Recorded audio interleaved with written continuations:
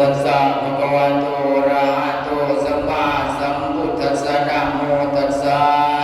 ภะคะวะโตอะระหะโตสัมมาสัมพุทธัสสะนะโมตัสสะภะคะวะโตอะระหะโตสัมมาสัมพุทธัสสะสุขังสังคัสสะสามัคคีติขอนอบน้อมแด่พระผู้มีพระภาคเจ้าผู้ไกลจากกิเลสตรัสรู้ชอบได้โดยพระองค์เองขอกราบคารวะอาจารย์สุบันสุมังคโลที่เคารพเป็นอย่างสูงแล้วก็ขอโอกาสจากคณะสงฆ์ทุกรูปทุกองค์แล้วก็ขอเจริญพรญาติโยมสาธุชนคนใจงามน้ำใจดีมีศีลธรรมทั้งหลายวันนี้ก็ได้มีโอกาสขึ้นมา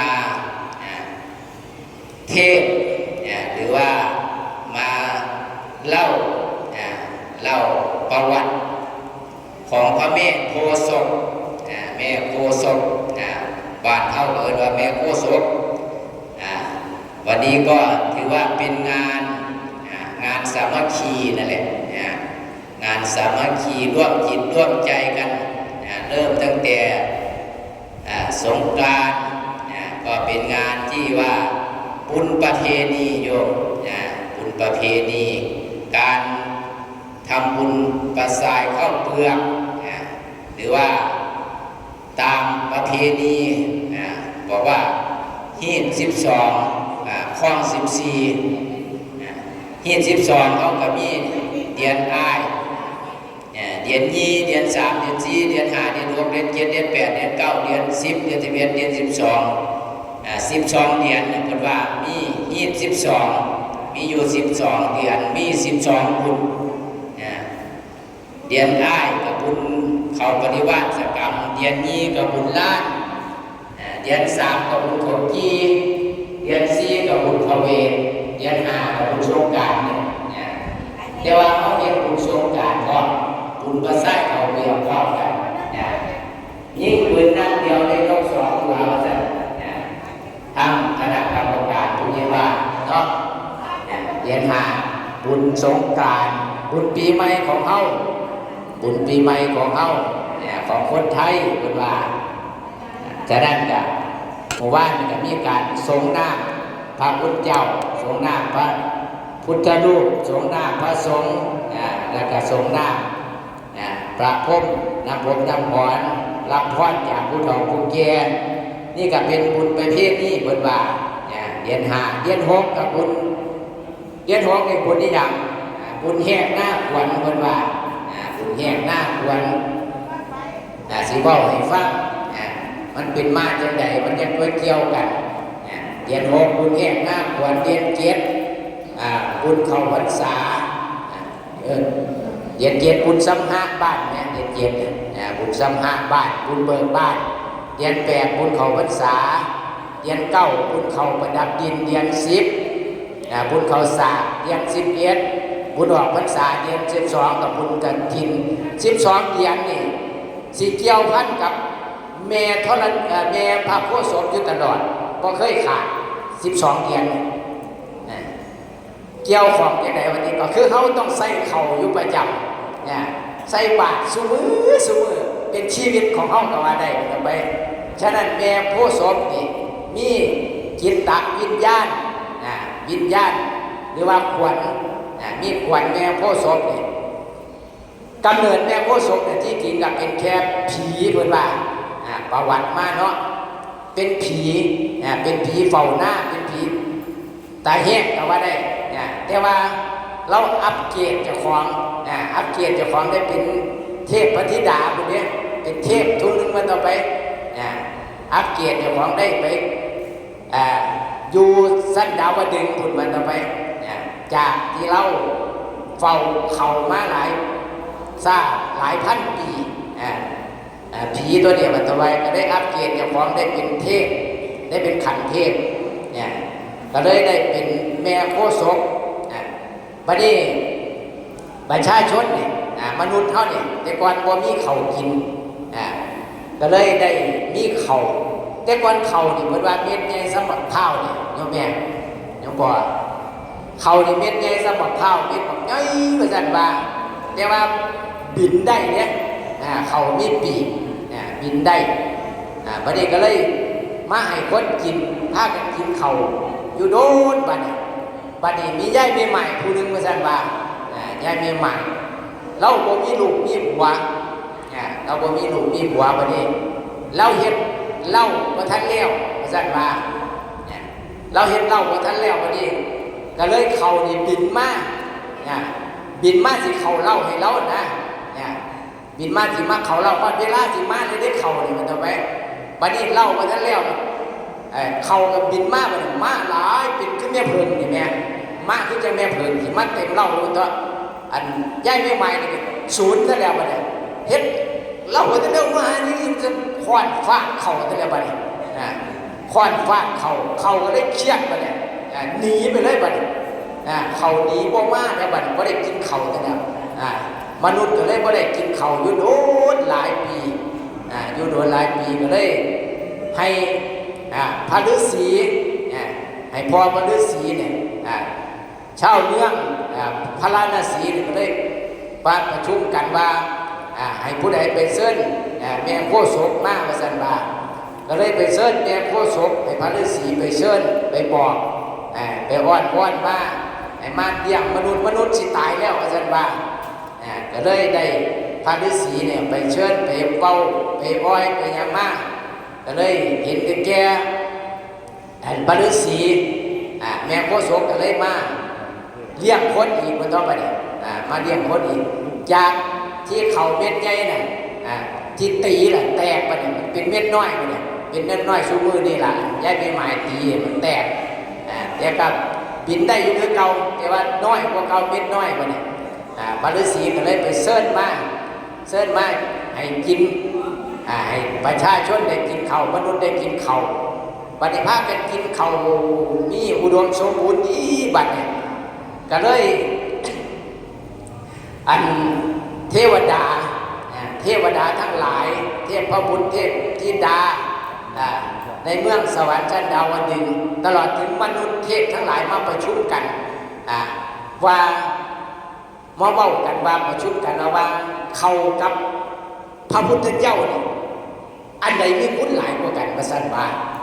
เขาก็เลยถกเถียงกันว่าจะสิลงมติว่าอันใดมีคุณมีหลายกว่ากันระหว่างแม่โคศกกับพระพุทธเจ้าอันใดคุณหลายกว่ากันว่าซั่นว่าประเดชเทพเทพธิดาเทพพระพุทธนั่งพระพรหมเนี่ยกันแล้วแต่ละมนุษย์มาร่วมกันทั้งหมดเนี่ยมาประชุมกันสันติบาตร่วมกันหลายวันต่อไปก็เลยออกความเห็นว่าพระพุทธเจ้ามีคุณหลายกว่าแม่โคศกว่าซั่นว่าบัดนี้แม่โคศกก็ได้ยินบัดเนี่ยแม่โคศกก็เลยได้ยินเชียดบัดเนี่ยเชียดเลยหนีไปเลยบัดแม่โคศกหนีไปบ่มาเลยบัดประชาชนก็เลยอึดเข่าอึดน้ำสิตายแล้วบัดนี้จังได๋บ่ได้กินข้าวบัดเนี่ยบัดนี้ก็เลยอยู่มาหลายร้อยปีว่าแต่ไปบ่ได้กินข้าวหาแนวอื่นกินโอ้บ่ไหวดอกว่าซั่นว่าอยู่มาโดนแล้วเขาเคยกินข้าวบ่ได้กินข้าวก็บ่เป็นตาอยู่คนที่ตายไปแน่ก็หลายว่าแต่ไปบัดนี้ก็เลยพระพุทธเจ้าก็เลยเชิญพระอรหันต์ให้พระอรหันต์ไปเชิญแม่โคศกก็เลยไปเชิญแม่โคศกมาบัดนี้ไปเว้าไปอ้อยถามแม่โคศกก็เลยแม่โคศกก็เลยเห็นอกเห็นใจลีโตนมนุษย์เพราะว่าพระพุทธเจ้าเพิ่นก็มีคุณหลายอยู่แล้วแม่โคศกก็เลยยินยอมมาให้คนได้กินข้าวเอาข้าวมาเชิญข้าวมาเอามาปลูกมาวานได้เป็นข้าวเหนียวข้าวเจ้าเป็นข้าวมะลิหลายๆอย่างเป็นข้าวกำเป็นข้าวแดงเป็นข้าวหลากหลายมันก็ไปได้กินข้าวเพราะว่าแม่โคศกนี่ก็ถือว่าอยู่กับมนุษย์มาหลายล้านปีตั้งแต่เกิดมาตั้งแต่ผู้สังกษาญาสังกสีผู้เรามันจะไปเข้านี่มันจะไว้ผู้ใดได้กินก็มีกำลังวังชาขึ้นมาระวัง คนรับใช้ก็คือป่าแต่นั้นเขาก็ต้องกินเขากับป่าเป็นเนื้อเป็นปลาจังซี่นะก็ต้องคู่กันได้เลี้ยงมนุษย์ได้เลี้ยงมนุษย์มาบัดนี้ที่มีเขาซื่อๆมันกับบ่แม่นบัดนี้มันก็ต้องมีดินมีดินมีน้ำมีดินมีน้ำถ้าเป็นคนก็มีธาตุดินน้ำไฟลมธาตุทั้ง4มันเท่าไปฉะนั้นโลกมนุษย์เฮาก็ต้องคือกันบ่หลีกกันไปได้ถ้ามีเขาก็ต้องมีดินมีน้ำถ้ามีแต่เขาสิถ้าบ่มีน้ำก็อยู่บ่ได้ก็คือบ้านเฮานี่ล่ะคือบ้านเฮานี่บ้านโน่นเฮานี่ต้องอาศัยกันใช้ความสามัคคีคืออาตมาขึ้นบาลีว่าสาสุขะสังคสะสามัคคีเนี่ยบ้านเฮานี่สามัคคีกันจะเป็นหมู่1หมู่8การร่วมกันบ่แตกไปใส่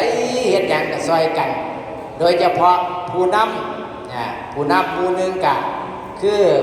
ผู้ใหญ่ปู่เฮาเนาะผู้ใหญ่ปู่คนสวยสุภาพรก็เป็นผู้นำก็ขอให้อยู่ไปฮอดผู้หลักเกษียณผู้ละเด้ออยู่ไปฮอดเกษียณผู้ละมีอายุยืนหมู่8กับผู้ใหญ่มณีรัตน์คนงานของเฮานี่ล่ะใจดีบริหารบ้านเมืองเฮาก็คือว่าเป็นดินเป็นน้ำบัดนี้ก็มีนายกเฮาก็ดีบัดนี้มีน้ำใจเป็นผู้ที่มองการไก่มันเข้าไปคือจังน้ำมันเข้าไปมีดินมีน้ำมีไฟอยู่น้ำกันแล้วก็มีนายกถาวรของเฮานี่เป็นผู้บริหารในตำบลของเฮาแล้วก็วัดเฮาขาดบ่ได้ก็คือทายกประดิษฐ์ทายกกิตติมศักดิ์เนี่ยแต่ว่าตามให้ นี่แหละชาวบ้านเขาก็สามัคคีกันก็คือแต่ขาดแน่นึงไปบ่ได้คืออย่างดินน้ำไฟลมเนี่ยมันจะไปมันสิร่วมกันสามัคคีกันถ้าขาดแน่นึงไปมนุษย์เขาก็เกิดมากบ่ได้เป็นมนุษย์บ่ได้ฉะนั้นแม่โคศกก็คือกันแม่โคศกที่ขาดน้ำไปบ่ได้นี่แม่โคศกหรือว่าเขาเนี่ยเขานี่ต้องมีน้ำมีดินมีดินเป็นฐานมันแล้วเขาแม่โคศกต้องอาศัยดินอาศัยน้ำถึงจะเป็นแม่โคศกขึ้นมาได้เป็นเม็ดเป็นหน่วยเต็มเม็ดเต็มหน่วยได้ฉะนั้นแม่โคศกกลับมามนุษย์เอามาวางเอามาปลูกขึ้นมาแล้วก็ได้เก็บเกี่ยวเวลาเก็บเกี่ยวเนี่ยตอนมันงามอยู่เนาะตอนเขียวตอนงามอยู่ถือว่าแม่โคศกเนี่ยเป็นสาวก็สูงสุดกับเป็นสาวเต็มตัวงามผู้ดีก็คือเขาเป็นเขาเดียงอลามสีทองเนี่ยวัดเดียน11เดือน12เขาจะไปเกี่ยวไปเนี่ยพอเขาไปเกี่ยวเนี่ยถือว่าไปขาแม่โคศกเนี่ยไปตัดชีวิตแม่โคศกนี่ก็จะตายพอเขาตัดเข่ามาเนี่ยเกี่ยวเอาห่วงเข่ามาเนี่ยวันนี้พอเขาเกี่ยวเข่าปั๊บนี่หรือว่ารถเกี่ยวเนี่ยเขาได้ห่วงเข่ามาบางทีบางอย่างมันก็บางห่วงก็โลนลงไปในดินพุ่นคือกับควันของแม่โคศกควันแม่โคศกสิโลนลงไปอยู่กับเขาโลนไปอยู่กับเขาฉะนั้นประเทศนี้เพิ่นยังมีการเอิ้นควันเขาเพราะว่าควันแม่โคศกเนี่ยถือเขาตัดห่วงเนี่ยนี่เขาตัดตอนนั้นเป็นต้นครบสมบูรณ์หมดเพราะเลี้ยงเต็มที่แล้วเขาก็ไปเกี่ยวไปตัดชีวิตเพิ่นมาตัดให้เพิ่นตายเพราะว่าแกเต็มที่แล้วเขาไปตัดไปเกี่ยวมันเนี่ยก็ถือว่าตายแม่โคศกฉะนั้นก็มีแต่ควันเพิ่นตกลงไปในดินเนี่ยส่วนที่ตกลงไปเป็นดินเป็นในพื้นดินในนาที่เขาเก็บมากได้เพิ่นมาอยู่ในเหล้าในสารวันนี้เพิ่นจะทำพิธีเอิ้นขวัญแม่โคศกเนี่ยที่ว่าเราบางห่วงหรือว่าบางเม็ดอาจจะตกไปอยู่ในไห้ในนาเขาเนี่ยคือขวัญของแม่โคศกไปโลดอยู่หันเขาก็จะได้มีพิธีเอิ้นขวัญเขาคำว่าเขาเนี่ยมันประเสริฐที่สุดคำว่าเขาหรือว่าแม่โคศกของเขาเนี่ยเขาได้กินฉะนั้นคนโบราณเนี่ยคนยังว่าสอนลูกเอ้ยกินเข่าเนี่ยอย่าให้มันเฮียเด้อพยายามอย่าให้มันเฮียกินเข่าเนี่ยลูกเอ้ยโค พ่อแม่เฮาปู่ย่าตายายเฮาสิสอนเฮาประจำว่าให้กินข้าวเหี่ยกินให้หมดเด้อลูกเอ้ยคุณข้าวมีหลายว่าจะไปคุณข้าวคุณน้ำคุณดินเนี่ยก็คือเมเนี่ยเขาว่าเมโพโสเนี่ยคือข้าวเนี่ยมันเลี้ยงมนุษย์ในโลกเนี่ยว่าจะไปบางประเทศเขากับว่ากินข้าวแต่ว่ากับเมจากข้าวนี่คือกันเอาจากข้าวส่วนมากกันในเอเชียเนี่ยมันจะไปประเทศไทยนั่งฟังสบายนอนตีลังกาฟังก็ไม่ได้นั่งฟังนอนฟังก็ได้เดี๋ยวอย่าลืมแถมสุภาพประเทศไทยประเทศลาวประเทศเวียดนามประเทศเขมรพม่าศิลปินพวกนี้เขาไปกินข้าวฉะนั้นข้าวนี่มีคุณหลายคือกับเมย์พวกเมย์เขาทั้งหลายเนี่ยฉะนั้นเมย์โคโสกเนี่ยก็จะเป็นผู้หญิงเป็นผู้หญิงว่าเป็นผู้ชายเพราะว่าเขานี่คือผู้หญิงมันจะแพร่ออกไปแพร่ลูกแพร่หลานออกไปเป็นข้าวเหนียวข้าวเจ้าเป็นข้าวมะลิเป็นข้าวกำเป็นข้าวหลายๆสีมันเอาไปก็คือพวกแม่เอาเลี้ยงลูกมันจะไปญาติลูกลำบากตากตำพยายามดูแลออกมาเนี่ยก็ต้องป้อนข้าวป้อนน้ำดูแลหัดยางได้หลาเด้อจะยางจะเตือนแม่ก็จะสอนลูกยางจะกินข้าวลูกกินข้าวอ้ำลูกเนี่ย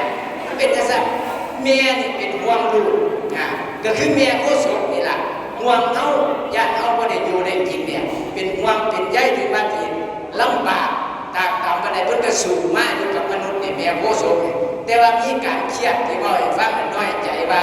คุณพระพุทธเจ้าหลายคนเครียดไปแต่กลับมาคือพวกเขานี่คือกันเขากินข้าวแล้วก็มีเชื่อใครที่มาจากแม่โคโสก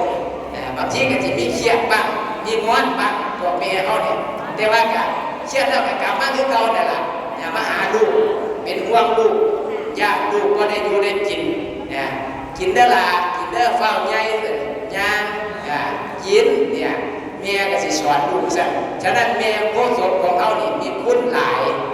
ญาติเขาก็ได้อยู่ได้กินสังเกตเบื้องเด้อโยมพ่อโยมแม่เขาเนี่ยปลูกลงไปวางลงไปเนี่ยตามที่อาตมาเคยได้เห็นเนาะเคยเห็นหน้าด้วยกันเขาว่านนี่เขาว่านกับเขาดำต่างกันได้โยมแม่เด้อพวกเจ้าสังเกตเบื้องเลยถ้าเขาว่านนี่พวกเจ้าไถแล้วไปว่านนี่ถ้าฝนก็ตกเทียมนึงสีเหี่ยวเด้แต่ว่าก็ตายเด้คืออยากให้เขาได้กินเนี่ยเขานี่เป็นห่วงเขาหลายอยากให้เขาได้อยู่ได้กินเนี่ยที่จะก็ตายง่ายๆเด้แต่พวกเจ้าไปสังเกตว่าเรื่องปลูกต้นไม้ปลูกดอกไม้ปลูกมะม่วงที่ยังกันแล้วแต่ละถ้าพวกได้ผลหน้าเดือนหนึ่งตายมันซ้อนแม่พวกเจ้าว่าสังเกตว่าแม่มีเยอะพอสังเกตตรงนี้เนี่ยเขานี่ขนาดเดือนนึงนี่เหี่ยวแต่กับคนตายคืออยากให้เขาได้กินแต่ว่าถ้าเขาปลูกนะไปซักหลุมเนี่ยหรือว่าเอารถหยอดมันสิบ่เหี่ยวขนาดนั้นอาตมาสังเกตแล้วไปเห็นหน้าเพื่อนเอาเขาไปหยอดกับเขาว่านต่างกันเพราะว่าหน้ามันลงลึกเด็กมันสิบ่เหี่ยว3 เดือนก็ตายเนี่ยเขาแต่ว่าตายไปนี่แห้งเหี่ยวไปดิแต่เขาก็ตายได้ก็ถึงน้ำมันซึมขึ้นมาเราสังเกตเบิ่งกันเนี่ยแม่โคโสกมีคุณต่อต้องหลายเพิ่นเลี้ยงเขามาคือกับแม่เขานี่นะคือกับพวกเจ้าเนี่ยฮักลูกแต่ว่าอาจจะตีบ้างเป็นบางที่เป็นก่อนโยมแม่ตีบ้างให้บ้างแต่ว่าเฮ็ดบ่ล้มดอกจีให้ขาลูกขาบ่ได้คือกับแม่โคโสกเนี่ยสิหนีไปเนี่ยเลยบ่กลับมาบ่แม่โคโสกเป็นห่วงหลายเป็นห่วงมนุษย์ญาติมนุษย์ตายฉะนั้นเขาหรือว่าแม่โคโสกเขาเนี่ยนั่งเขาหรือว่าแม่โคโสกเขาเนี่ยเป็นห่วงหรือว่าอยากให้คนได้อยู่ได้กินเนี่ยเฮ็ดก็เป็นตาได้กินกะได้กินเขาเนี่ยหรือว่าแม่โคโสกเขาเนี่ยมีคุณหลายฉะนั้นเขานี่เขาหน่อยก็มีแย่เขาหลายก็มีแย่เวลาถ้าว่าเขาเนี่ยจะตายถ้าว่าเขาหรือว่าแม่โคโสกเนี่ยหรือว่าอีกภาษาหนึ่งว่าหวันข้าวแม่หวันข้าวแม่หวันข้าวฉะนั้นเขามีหวันอยู่เอาเที่ยวเอาตัวก็บินไปนั่นแหละแล้วก็ได้เป็นหวันบรรลุออกไป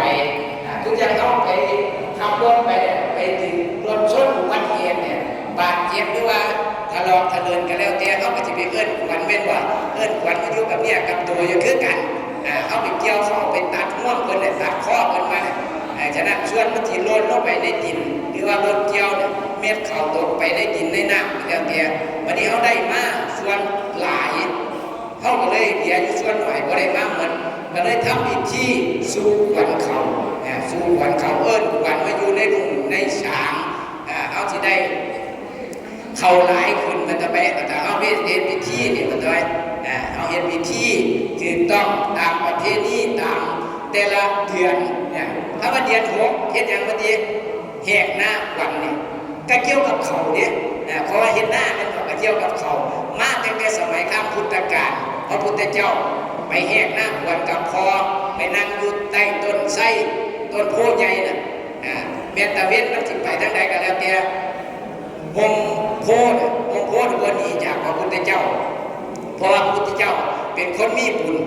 ถ้าเอาไปนั่งธรรมดาเนี่ยถ้าตะเวนไปพุ่นพงก็จะไปได้พี่เป็นบ่ล่ะก็จะไปตามตะเวนลงไปเรื่อยแต่ว่าพระพุทธเจ้าไปแหกหน้าขวัญกับพรสมัยเป็นเด็กน้อยๆต่อไปแหกหน้าขวัญพงไม่วันนี้จากพระพุทธเจ้านั่นแสดงถึงความบารมีของพระพุทธเจ้าแล้วก็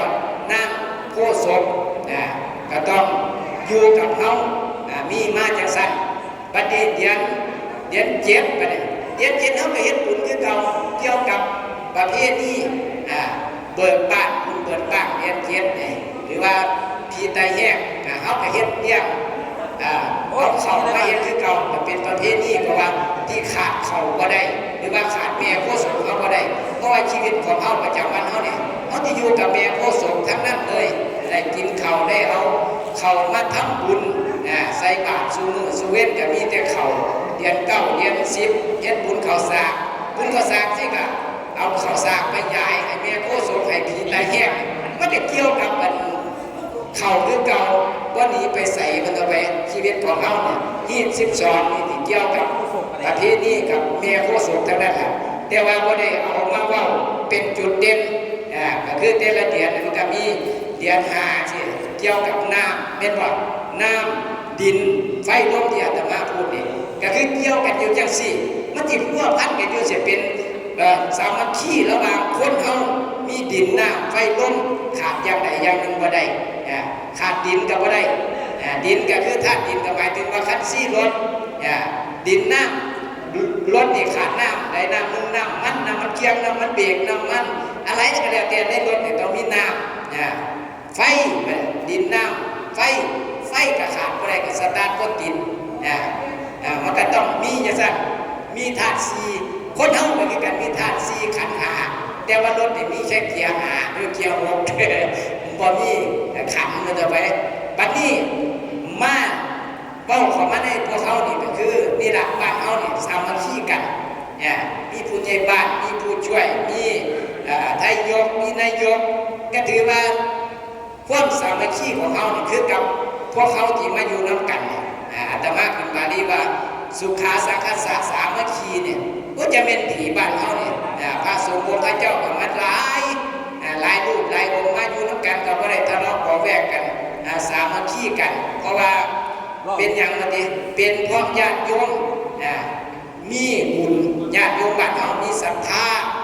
เฮ็ดอีหยังก็ว่าอันใดก็ว่าน้ำกันผู้ใหญ่บ้านว่าแล้วก็แล้วนายกว่าแล้วก็แล้วคือเกิดความสามัคคีขึ้นมาเฮ็ดอีหยังมันก็แล้วไปหมดผู้ใหญ่บ้านว่าแล้วก็แล้วหรือว่าทายกมันก็นำพอใหญ่ประดิษฐ์ทายกกิตติมศักดิ์ของเขาเนี่ยต่อไปว่าได้แล้วก็แล้วบ่มีผู้ว่าบ่ถือนะพอใหญ่ประดิษฐ์ก็จะก็บ่มีว่าเพราะว่ามันเฮ็ดแล้วก็แล้วมันอาการเดียวกันคือเก่าถ้าไปเว้ากันไปต้านกันมันก็บ่แล้วนี่คือความสามัคคีของเขาไทยบ้านเขาพระอาจารย์สุปัมของเขานี่คือกันแล้วเว้าแล้วชาวบ้านเขาก็ให้ความสามัคคีความร่วมมือกันมันก็เกิดบุญเกิดกุศลขึ้นมาถือว่าเฮาได้มาอยู่นำกันบ่แม่นว่ามันเป็นเรื่องบังเอิญเด้เป็นบุญวาสนากับว่าหรือว่าในแต่ละชาติเนี่ยอาจจะเฮาได้สร้างวันเฮาเคยสร้างน้ำทำบุญรวมกันไว้จัก10ชาติกับรู้จักละแต่เฮาได้ สร้างน้ำทำบุญรวมกันจะค่อยได้มาเห็นกันนี่บางคนก็อยู่บุญต่างจังหวัดอยู่จังหวัดใดก็บ่ฮู้จังหวัดตะมากก็คือกันก็ได้มาอยู่บ้านโน้นนี่เสียก็ถือว่าเราได้สร้างสมบุญน้ำกันมาได้มาเฮ็ดกันได้มารวมบุญน้ำกันได้มาสร้างน้ำทำบุญเฮ็ดอันใดก็แล้วแต่ได้เฮ็ดน้ำกันเพราะว่ามีความสามัคคีหรือว่าเกิดจากบุญที่เราได้สร้างสมมาไว้คือแม่โพธิ์ศพนี่ล่ะเพิ่นได้เลี้ยงมนุษย์ไว้ในแต่ละชาติจะว่ากี่ชาติกี่พันชาติก็บ่รู้เพิ่นเกิดมาเขาเกิดมาเขาก็มาเห็นรถเขาได้กินข้าวรถแต่ว่าต่างประเทศเขาจะกินอย่างต่างทั้งยุโรปทั้งเขาก็กินแนวอื่นไปเดี๋ยวนี้ก็มาประเทศไทยก็มากินข้าวแล้วเขาก็ติดใจข้าวเพราะว่าเป็นสิ่งที่ประเสริฐข้าวน้ำทิมก็ได้ข้าวน้ำเหมือนว่ามันเป็นของที่ประเสริฐขาดน้ำก็ได้น้ำนี่โดยเฉพาะน้ำแห้งขาดก็ได้เลยขาดมือนึงเนี่ยว่ายก็ได้เดี๋ยวขาดน้ำอีหยังก็ต้องใส่น้ำน้ำเป็นสิ่งประเสริฐพระพุทธเจ้าว่าเขาก็คือกันไปเลยเขาเขานี่เขาก็เฮ็ดจุมือถึงว่าบ่มีราคาเขาก็เฮ็ดเพราะว่าเขาเฮ็ดเพื่อกินเลี้ยงมนุษย์เขาเนี่ยเลี้ยงคนไทยเขาเนี่ยเป็นไทยเป็นลาวเป็นเขมรก็ต้องกินข้าวเป็นพวกยวนก็กินข้าวเหมือนกันจะเป็นข้าวเหนียวข้าวเจ้าก็ล้วนแล้วแต่มีกำลังเป็นเลือดเนื้อให้เขาได้มีพละกำลังได้สร้างโลกได้สร้างบุญสร้างกุศลก็เพราะอาศัยเขาแม่โพธิ์ศพเรามาเรียกเขาก็ถือว่าเป็นสิ่งที่เขาได้ทำสร้างสมบุญเอาไว้ฉะนั้นก็อาตมาขึ้นบาลีว่า